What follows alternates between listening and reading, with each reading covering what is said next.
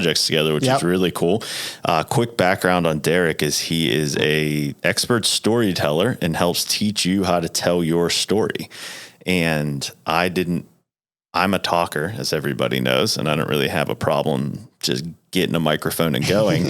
But after talking with him, I started realizing, like, man, some consistency or congruency with it seems to maybe make a little sense in certain situations for me. You know, I was on a radio show and a couple other shows, and they're like, "Oh, give me like the 1 minute intro and things like that." And I'm like, "Oh God, Derrick, help! I can help with that." Yeah. And so tell me a little bit about that and how you kind of got into that, and then we're going to transition into being a father and all the good stuff with that. Absolutely. Well, Rocco, first off, thank you so much for having me. It is an honor to be on your podcast with a fellow podcaster and dad. This is going to be fun. Yes. So just real quick, like all of us in life, searching for meaning, searching for why am I here? What can I do that matters? And I've always loved stories. Stories have always spoken to me.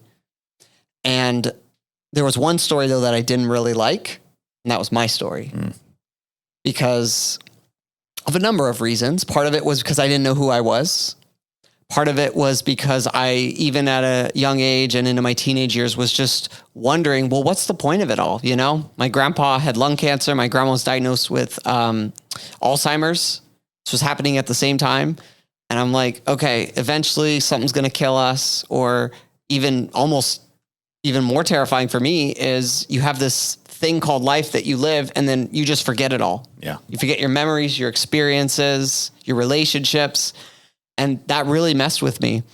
And so as I was trying to find who I was, and even in the hardest moments, in the darkest moments of where that took me, I found that life was worth living. Life did have meaning, right? I had a very traumatic car accident that I survived at 16. I don't know how. It's miraculous, right? By the grace of God.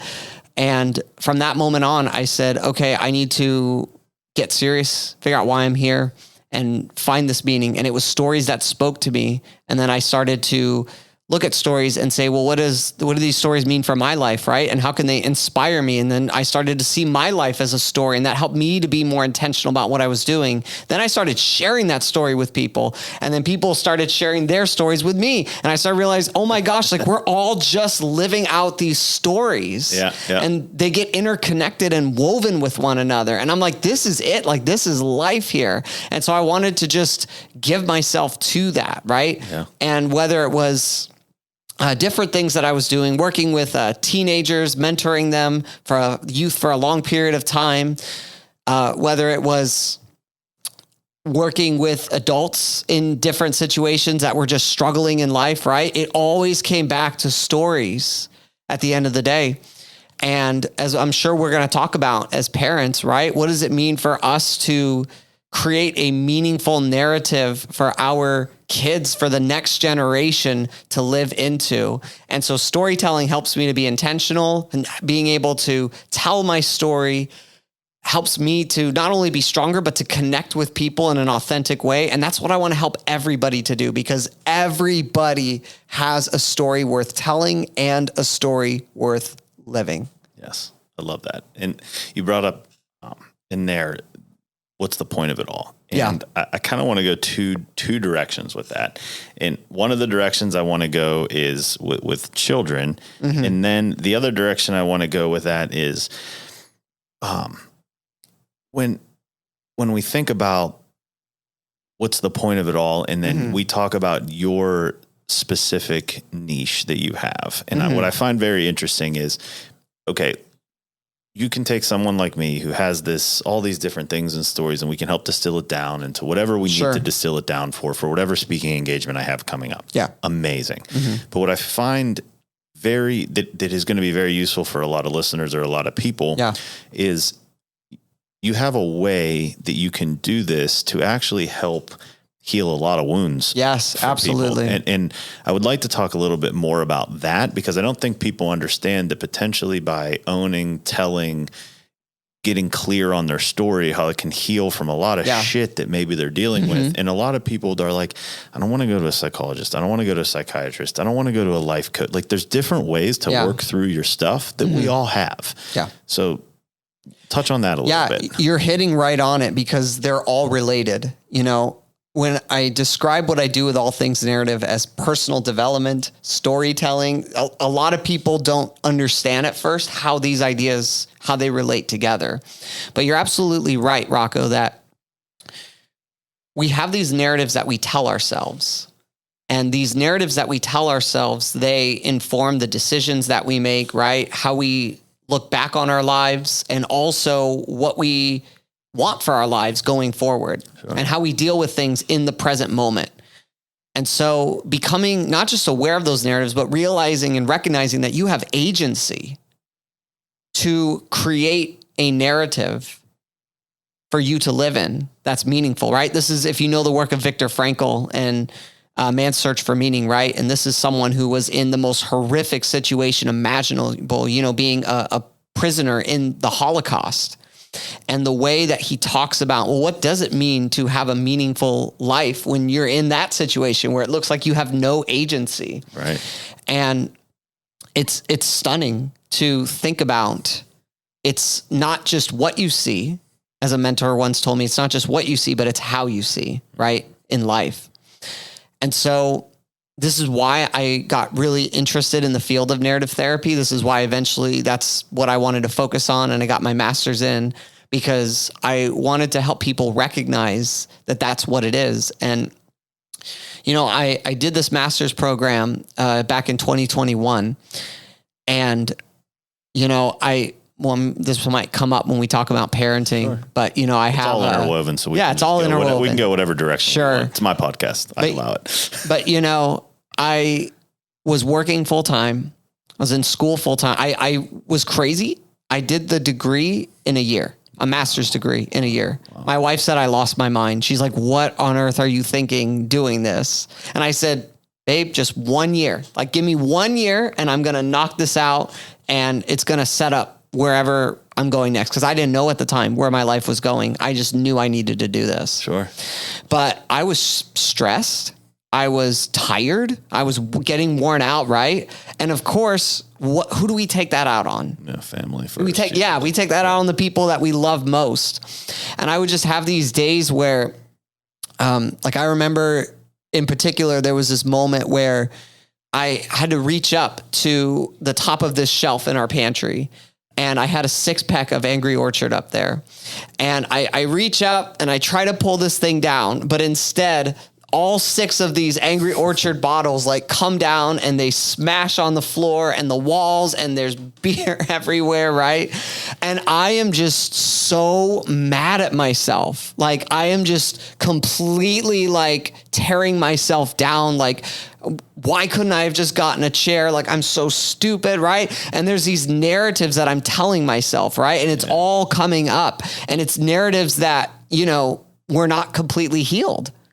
And they come out in these moments, but then your kids are standing there watching you have this like mental breakdown moment. It was a small moment. It wasn't even like a big deal. Yeah. It was just this moment where you just feel like there's so much pressure and you know, it just explodes. Yeah. And then you feel like a failure. I mean, you just spilled some bottles of beer on the wall. Like who cares? Who cares?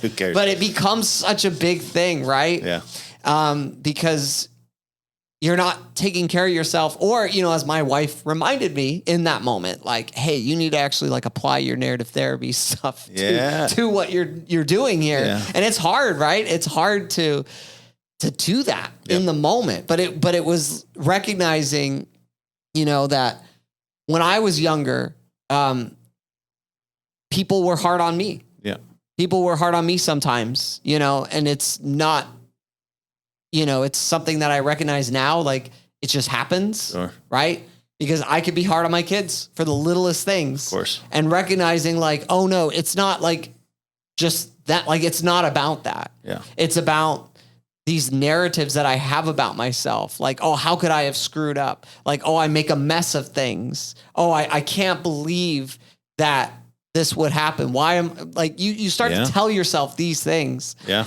And so I love that with the field of narrative therapy practices, you can really be intentional about recognizing, well, what does it mean to have agency? How do you recognize that problems and these dominant narratives we have for our lives, they do not define you. They may inform who you've become, but they don't define your identity, right? Yeah. And so you're right. It's all interlinked. And once you see it, you can't unsee it. You know, it's interesting too, because as you're talking, I just had a conversation. We were at a barbecue this weekend and I was talking with one of the guys there. Yeah. And, the grand scheme of this will make sense. And don't quote me if this is exactly it, but sure. I swear I was reading or heard something before where like Jim Carrey, when he would get in character, if he was on set and you tried to have a conversation with him, you couldn't get him out of character. Right. Like if he was Ace Ventura, you were getting answered as Ace Ventura. Right. And then like Johnny Depp would be Jack Sparrow everywhere he went all the time until the filming was over. And I'm like, it's so fascinating because it really is act as if, like control your own narrative. And his narrative in that situation was I'm Jack Sparrow or I'm Ace Ventura. Yeah. And I'm not going to step out of this line in here.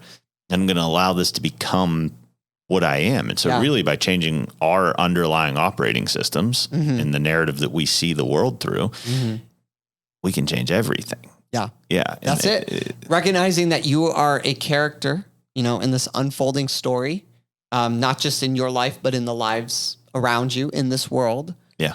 And figuring out, well, what role do I have? And characters, there's no perfect character. I mean, maybe there's a couple aspirational characters, but overall, characters have things they need to work through. There's a transformation that comes with the story, right? And we get these like micro bits where in like 90 minutes, 2 hours, a character has this life transforming moment, right?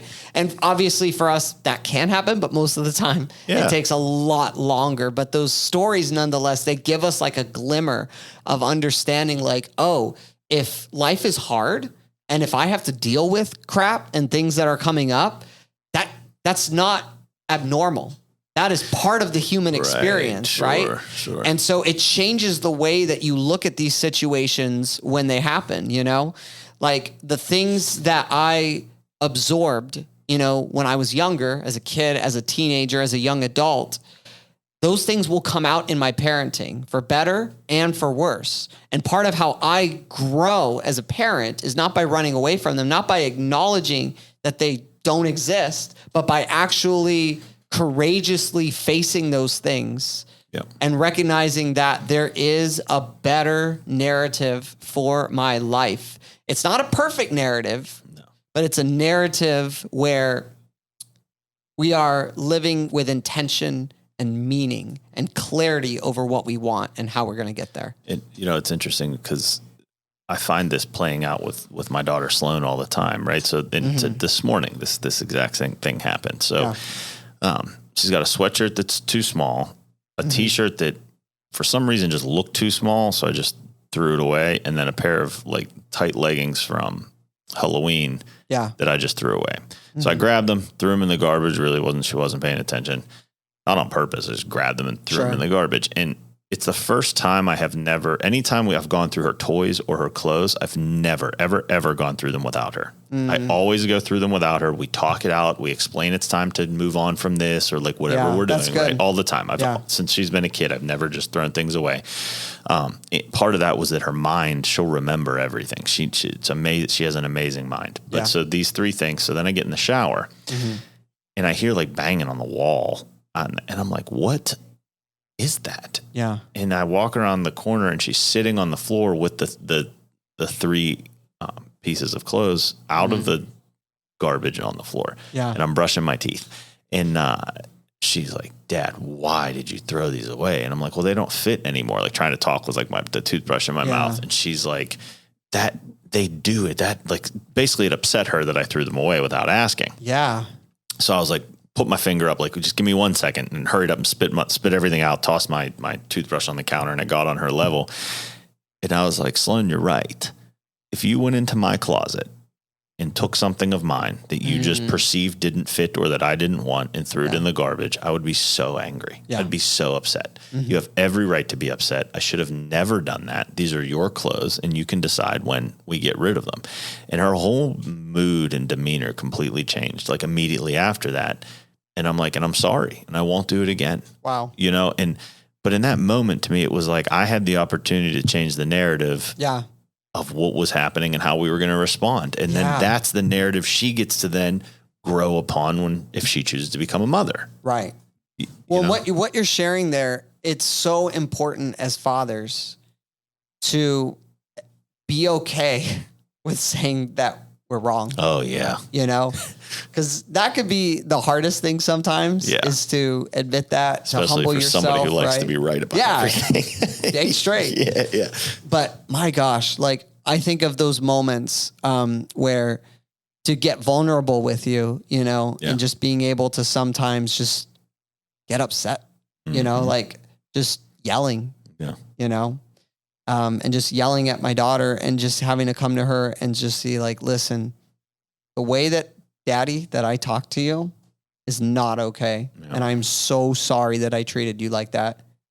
Yep. And you don't deserve that. Yeah. You know, and it's so huge. It does, but it means the world to them, you know?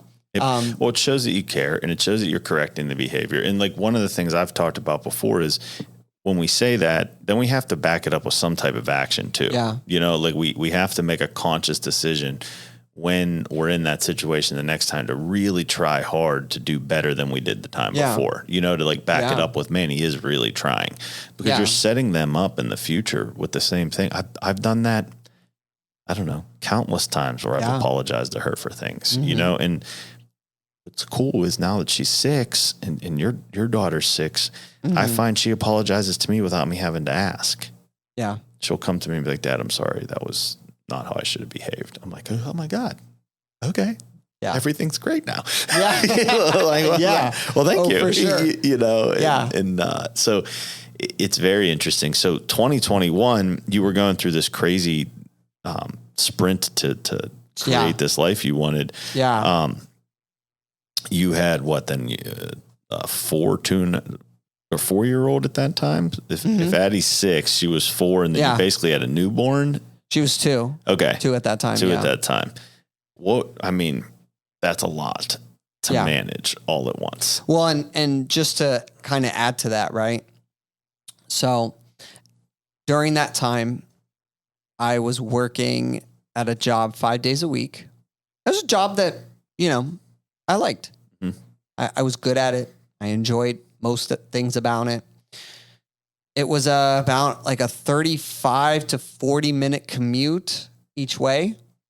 And I would leave the house at, I don't know, like basically I would drop my daughter off, my oldest daughter off for preschool. And you know, how it is, the hustle bustle, all right, like let's get ready and rush. Yeah. Right.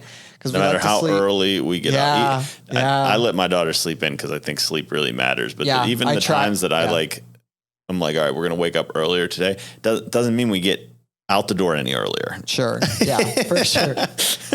Yeah. So I would basically be, you know, rushing in the morning. Then I would go drop her off at preschool. Then I would go off to work, you know, on that commute. And I worked really hard and I worked long hours. And then I get off like 5:45, 6 o'clock, do that commute back. It was always longer on the way back because there'd be more traffic. It's about 45 minutes. So I'm getting home maybe about 6:30 and, you know, dinner's ready to go, usually on the table. And we're rushing through dinner, rushing to give them a bath, rushing to do all the things you do to get them to sleep. And I said, what the hell am I doing? Yeah. Like 5 out of 7 days of my week is that routine. Yeah. I'm like, what am I doing? Like there has to be a better way. Yeah. There has to be.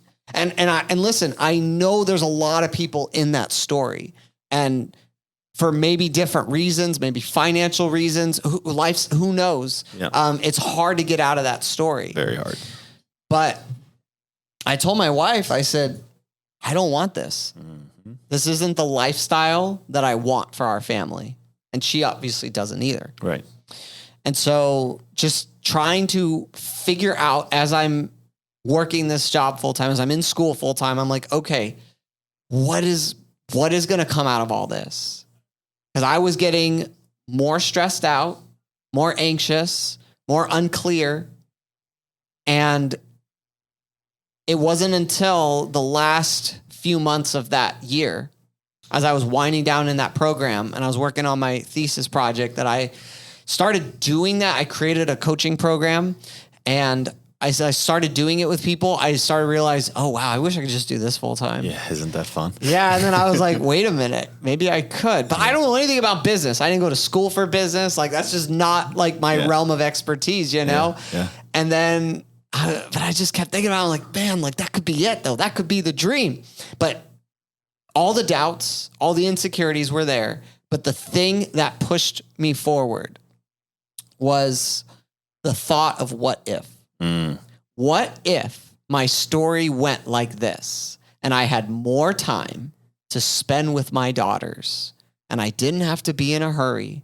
If I could work out of a home base, right? Because I had to do that for a while during COVID in 2020. And it was, you know, as hard as it was actually pretty awesome too, to get to spend all that time at home with them. Yeah. And I started to realize, like, oh my gosh, like, what if that was our lifestyle? And then I started crunching numbers with my wife and said, okay, if you work this much, my wife's a nurse. Okay. I said, if you work this much, and if I could bring in at least this amount of income per month, I think we could do it. And we had to make some lifestyle changes. You know, we had to come up with a tighter budget. We had to maybe say goodbye to certain things that, you know, we took for granted, like eating out more often, going on more expensive vacations, right? There were certain sacrifices that we make, but we knew that it was going to be worth it. Yeah, in the short term too. Yes, because the goal is to then be able to do that even bigger in the long term. Absolutely. Right, yeah. Right. And so once I got into it, this was 2022, and I resigned. I got my degree. I started, you know, getting the business off the ground. And then I officially quit that other job. And I remember the first few weeks just being like, oh my gosh, like, here I am, like, I'm at home. Like this, I feel like I should be doing something else, right? Maybe you can relate to that as well. I can relate to that even just as like a kid. I mean, I observed my mom like never sat down. It was always like this needed cleaned or like that needed done or so I find myself still today like catching myself and being like, God damn it, you're allowed to sit down. Like you're allowed to do this. You're allowed to do that. And it's so interesting to even the patterns you observe that you're like, I don't need to be doing something just for the sake of doing something. Yeah. So and even if it's something that is meaningful to you, right? It's recognizing, well, what is the ultimate thing? Yeah. What is the highest thing? It's priorities. And recognizing that, you know, if I could start this business and if I can rearrange our lifestyle in this way, what would it look like? Right. And I got to tell you, the first 6 months of doing this, I saw a shift. Okay. I found that I was not only connecting more with my kids, not only was I tired less, because I think honestly, I was just tired. I was burnt out on a lot of things. And that burnout was coming in, you know, like my daughters want me to read stories every night. I mean, you know, fitting, stories, right? Sense. Teaching them the love for stories. Yeah. So I just remember, and I love reading stories to my kids. I love story time. I love making up stories. But I knew I was in trouble though when I would come home every night and I would start dreading story time. I've been there because I was just tired and I was like, I don't want to tell the same story again. And I don't want to, like, I was just so tired. I've been there. And I just wanted to veg out. Feel like shit. When your kid wants you to tell a story or make up a story and you're like, I don't have any creative faculties left. Or you rush through the pages fast and she's like, well, let me look at this page. You're like, you got to turn the page. Stop. Like, let's just get through it and go to bed. Like I would say things like that. And I was just like, I know there's something wrong because stories, that's that's like my first love. That's what I grew up with. That was like my favorite thing. And that should be the one thing that wakes me up. Yeah. And it wasn't, because it's a big red flag. it was a good self-awareness. big red flag. Yeah. And so it was then recognizing that, in those first 6 months, not only was I less tired, I was more awake, I was able to connect more, but I was also more engaged with everything. Yeah. Like, instead of just trying to quickly resolve a fight or a conflict, that maybe my daughters were having, I actually started to realize, okay, what does it look like to actually like talk through this? Not just like say, okay, go to timeout and then come back and move on. Because you have more mental energy. You have more mental energy to be the kind of parent, right? I mean, I read all these great parenting books and I knew what I should be doing, but then I was like too tired to implement it or too frustrated. Yeah. And now I was actually able to take the time and do these things and to sit down and listen more. I started to realize like it was changing, and it's just the being able to take them more out to do things, right? It was just, I saw that this story was starting to go in a very beautiful direction, not just for me, but ultimately for them, because I was more connected in their lives and I was more present. And the last thing I'll say on this also is that, in that year, the 2021, my daughter in preschool, her first event she ever had for preschool was like this Halloween event.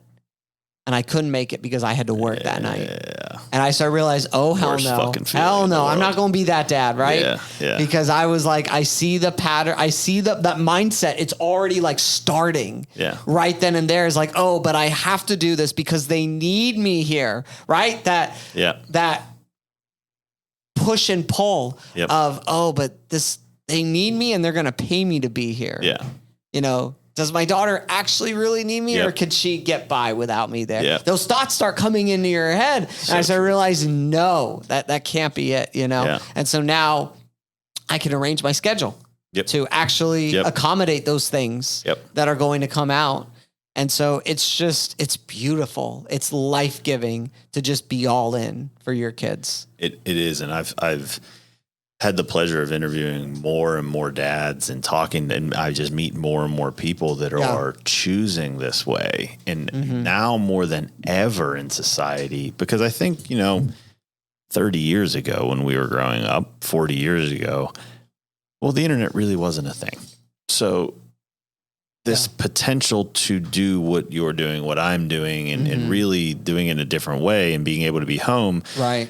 For the average, let's call it blue collar worker, that was unfathomable, and so we're seeing a different way now that it can be done. And that's so cool to see dads showing up in a different way. And when I say that, I don't ever want to shame or think that I didn't like how my parents showed up. I had the most amazing childhood. Yeah, same here. Right. But it is our duty as their children, raising the next generation, to attempt to find a better way.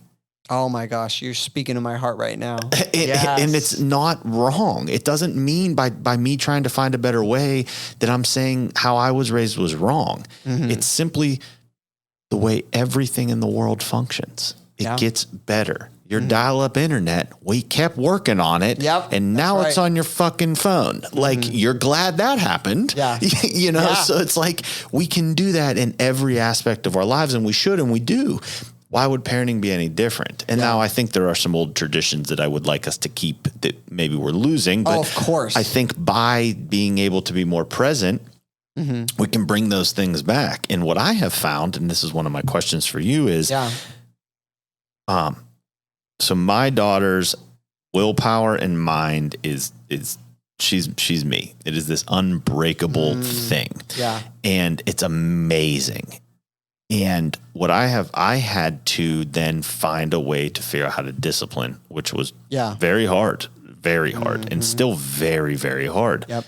So then it made me look to myself, and I'm like, okay, so then what am I doing to get us to the point where then I have to discipline? Yeah. And it turns out the more present I am and the more connected I am with her, almost all of the behavior issues go away. Yep. Absolutely. Absolutely. And we have stacks of books about how to discipline your kids, and none of them are like, hey, mom and dad, it's most likely the fact that you're not as present and connected with them as they want. This literally just happened to me like yesterday and today. Okay. Where, I'm mostly took the week off, but there's like a couple little things I'm doing for work, right? Yeah. This week. It's Thanksgiving break as we're recording this. Yeah, yeah. So, but what happens is I'll have these moments where I'm on my laptop and I'm just trying to get a couple little things done, right? And my daughters, they're fighting over the Legos and they're fighting over the markers and different things, right? And I try to encourage them to work it out. And about half the time they do. Yeah. But the other half they don't. Yeah. It's a mess. Yeah. And so what I find is that if I'm physically in the chair working on the computer, still trying to handle the problem, but I'm also in work mode here, it doesn't work. Yeah. It doesn't work. It's like I'll get frustrated and I'll just be like, okay, well, you go over there and just separate, right? But then when I get out of that chair and I go, and sometimes it's with both of them, sometimes I need to take one of them to the other room and just start playing something with them. And it's like, that's what they really want. Yeah. That's what they really, really want and need. Yep. Is they just need you to be present and to be able to say, as I think as guys, we get a lot of identity from our work. Yeah. Oh, 100% we do. Yeah. 100%. And so it can be hard to pull yourself away, and especially when you find your thing, when you become an entrepreneur and you've got your business and you're like, okay, this is the thing that's life-giving and meaningful, but you got to remember why you're doing it. Yeah. You're not just doing it for yourself. You're doing it because you wanted to create this meaningful story for your family, for your kids to be a part of, right? And so sometimes it's not the change of job. That's not going to fix everything. It's also, it has to be your mind and your heart. Like that's all got to change with it too. And it's recognizing like, I don't have to do this right now. There might be a few times where it's that urgent. Yeah. And I'll figure out something to keep them occupied while I need to address that. But most of the time it can wait. And it's telling yourself that it is okay to stop and go deal with this, right? Because ultimately they are going to remember not really what you say, to be honest, which that's a lot of my thing is I'm just going to say these words and then get back to work. Yeah. They're going to remember how you show up. Yep. They're going to remember your actions, what you took your time to do with them. And that's what I have to keep remembering with all this. Yeah, write that down. So it's interesting you bring that up because I've struggled with the same thing. Yeah. And what I found was I would make up these stories in my mind that if I didn't respond, if I didn't do this, if I didn't do those things, I would, I'd lose a client or this, that, and the other. Mm-hmm. And I had gone back to Pennsylvania with her. We were in the mountains. It was awesome. And I accidentally left my work phone on airplane mode. Okay. So I thought I wasn't getting any messages. And I'm like, well, it's kind of not normal. Sure. But whatever, maybe I'm just vibrating so high right now because I'm in the mountains and I'm happy that everybody just knows to leave me alone. Yeah. Then I'm packing to come home and I realize it's on airplane mode and my heart starts racing. Oh, and I'm man. like, oh, this is good. Like, I didn't even want to turn it on. Yeah. Cause then it's like, now I'm embarrassed. Now the shame, now the guilt, all these things. Yeah. Turn it on. And I'm like, okay, well, what am I going to do here? And I'm like, I'm going to tell everybody the truth. Yeah. Truth is, I completely disconnected. I needed it. I was with my daughter all weekend in the mountains and it was amazing. And I apologize for not getting back to you sooner. Yeah. Here it is. 0 people cared. Yeah. And I was like, whoa, wait a second. And everybody was like, I hope you had the most amazing time with her. We all need to do these things. It's like it. And so then I started going, oh, okay, yeah, now I'm going to start putting my phone down at 6:00 at night, or I'm going to stop answering the whatever, because but it was the same thing as I needed the confirmation from the people I work with that it's okay without asking that it's okay. Yeah. And it was the same way I used to wear dress pants and a dress shirt all the time in my office. Right. And, I charge a lot of money, and I used to wear dress pants and a dress shirt because I thought that it fit the narrative of what I was doing. Right. Yeah. And then one day, one of my favorite clients, very affluent, like kind of like the ideal client type of a person. Yeah. Messaged me. I was in a situation and needed to be seen on a Saturday. And I'm like, hey, I'm just leaving the gym. I'm soaked in sweat. I'm in a cutoff and shorts. I was like, if none of that bothers you, I'll come in right now and I can see you. And his exact text message back was, I'm not paying you for what you look like. I'm paying you because you get results nobody else can get. Wow. And I was like, well, and I have never put on a pair of dress pants to go to work again. Wow. And so it's the same thing that happened with this trip, where I was like, you get that confirmation that it's okay. And it was, so yeah. And the other thing I wanted to tell you that I thought was super awesome, this changed a lot for me. And I think what it'll change for you, my buddy Corey, kind of like the father that I hope I am, like when I see him, I'm like, God, you got the dad gene, and I'm not sure I got it as good as you did. Like that's how I feel with Corey. And he's just amazing. And so he was telling me that kind of the same story you had and the same story I had is like, oh, we're working or whatever to take it 5 minutes or 10 minutes. I'll come play with you. He found that if he flipped the script and he said, I will come play with you for 10 minutes or 15 minutes, does that. And then when the 10 minutes are up, just says, hey, baby girl, I have to go back to work now. That's exactly what I do too. They're like, okay. Yep. And it's all good. That's what I've learned too, to say in your mind and out loud. All right. So let's do this till maybe like 10:30. Yep. We'll do Legos, we'll do Barbies, do whatever you want at 10:30. And especially I do this a lot with my youngest because my oldest is in school. So my youngest and me, we have days where it's just us. Yep. And so I let her know, like, okay, so daddy has to make 5 calls today. So we're going to play here. I'm going to make 1 or 2 calls here. Then we're going to play for a little while more, eat, all that. Then I got to, you right? And she gets it. Yeah. That's like, cool. I think treating children, just like giving them that standard that they can rise to, right? And just being real, just being real. Like, listen, like daddy has the most awesome, amazing job ever. I get to work from home and I get to go, when I do leave, I get to go hang out with amazing people like Rocco, right? But in order for that to happen, sometimes there's certain things daddy has to do when he's at home. Okay.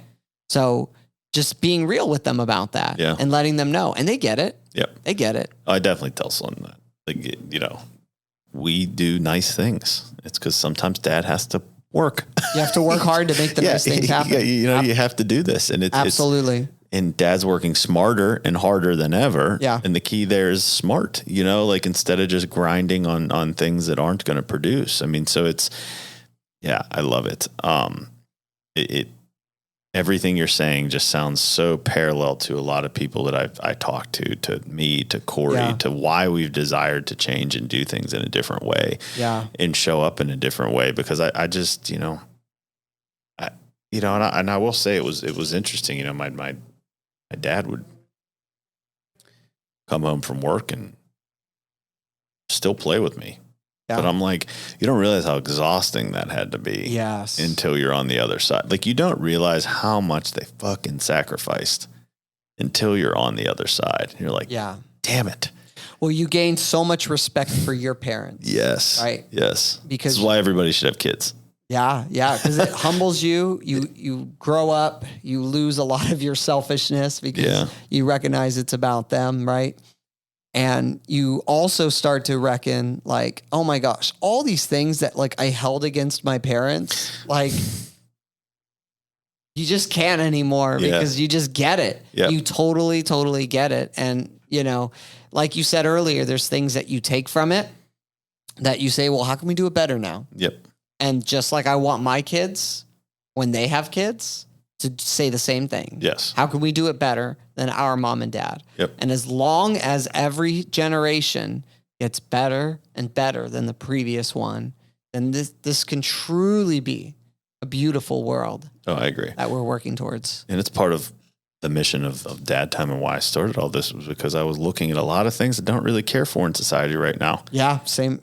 And I see it and I go, seems to me like a lot of homes got out of control and there wasn't a very present father for these things to get to where they were. Yes. I worked with kids in the inner city of West Palm Beach for 7 years.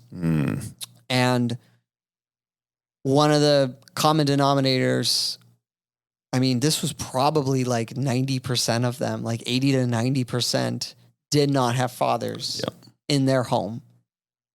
Or had fathers that were maybe in the home, but were working all the time and weren't engaged in their lives, right? I mean, it's like an epidemic of fatherlessness that exists in our world today. And how do we, even in our imperfections, how do we just show up? Because that honestly is what a lot of it is. Well, it's just showing up every day. It is just showing up every day. And I think part of how we do that, or how we know it's okay to do that, is by having these conversations. That it's not easy, that it is hard, that you're able to do these things that you do. Like I had two of my really good friends, John and Byron, on here. I mean, both ex-special forces, talking about being dads and what it's like and how it's changed.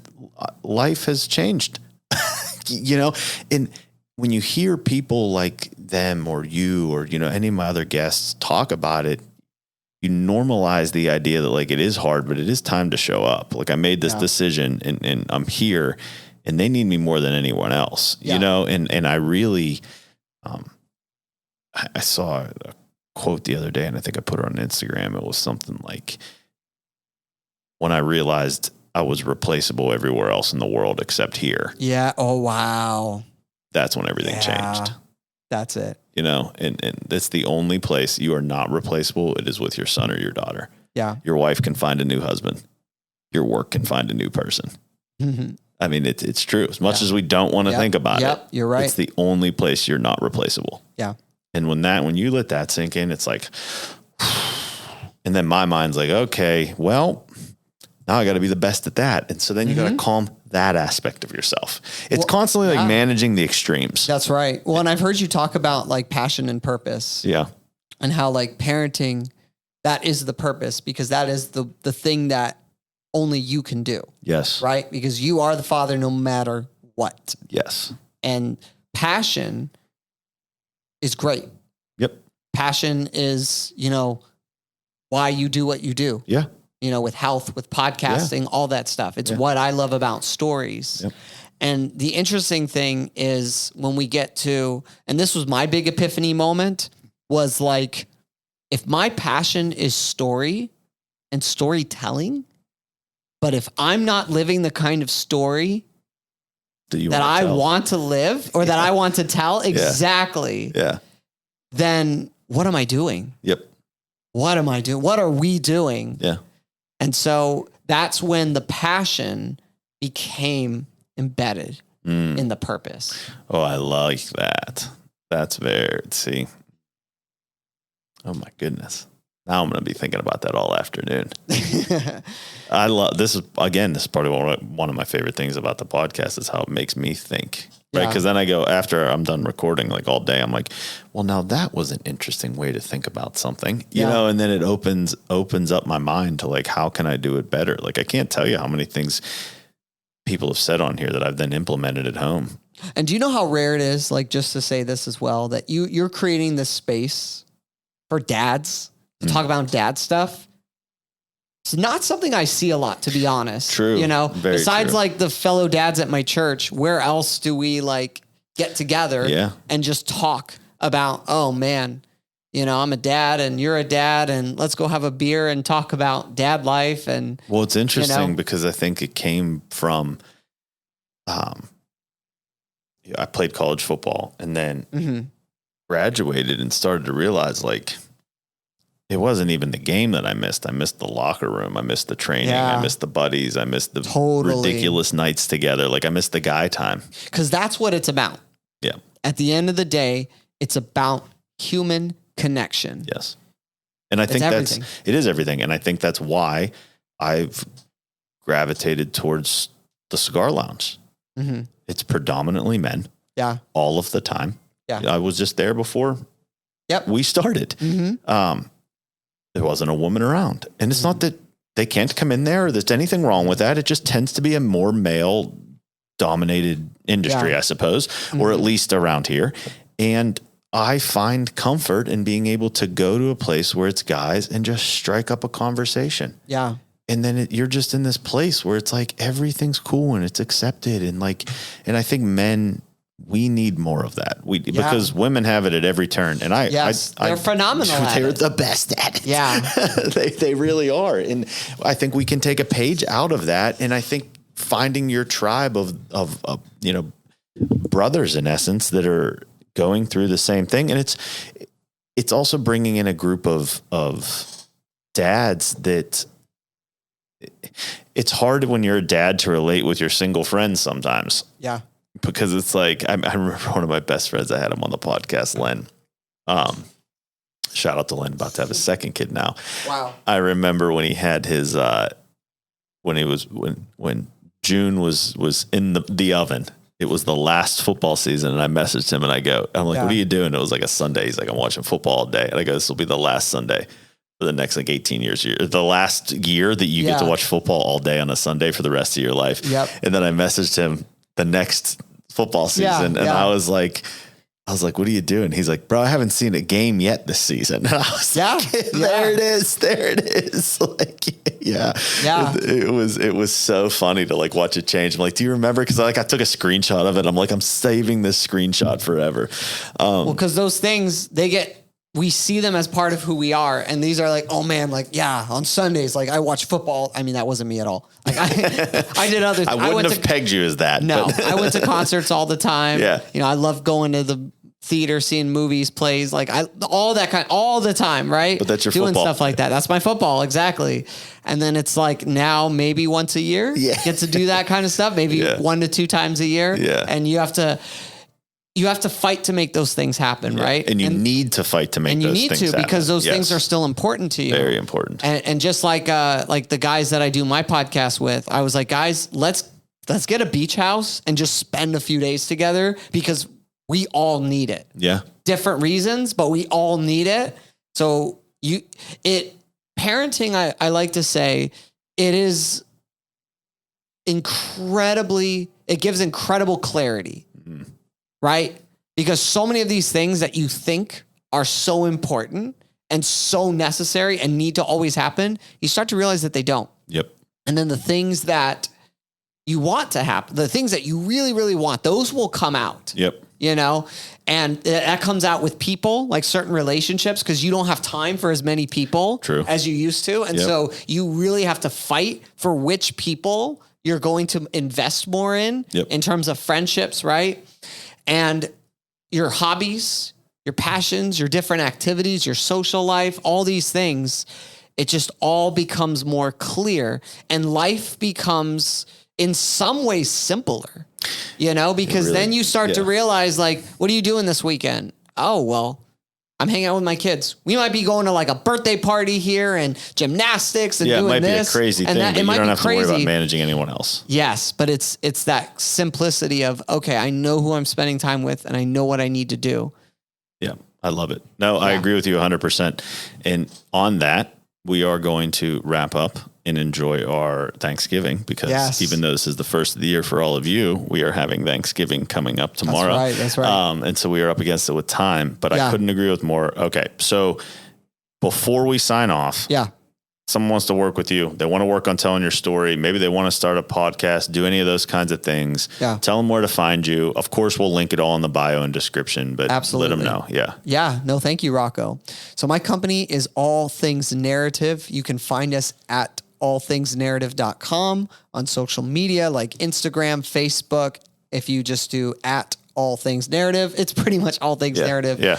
And we do have a podcast as well, but I will give this disclaimer here that if you are listening to this before January 9th, our podcast at that point is called All Things Narrative. But if you're listening after January 9th, we are actually changing our name to Live a Meaningful Story. I love that. Because that's actually the name of my coaching program. Yep. But that's also like, that's the heartbeat of everything that we do, right? Is ultimately like All Things Narrative is like the means, the company, the engine that's going to provide this place where whether you want to experience the narrative therapy practices, learning storytelling skills, how to tell your story, this is the place for it. But where is it all leading to? Where does our coaching, our workshops, our classes, our speaking, our events, our podcast, where is it all heading? Live a Meaningful Story. That's it right there. So if you're listening after January 9th, that's the name of our podcast. That's where you can find us. And we just basically talk about stories. We talk about how stories shape us, how they inspire us, how they move us in the direction of our lives, and how to understand our lives as stories. And it's just kind of like this, just a bunch of guys sharing about life and sharing about the stories we love and how they inform how we live. I love it so much. Thank you so much for coming on. This was an honor. Yeah, no problem, Rocco. Awesome. Thank you so much for having me. Thank you for the work that you do with Dad Time.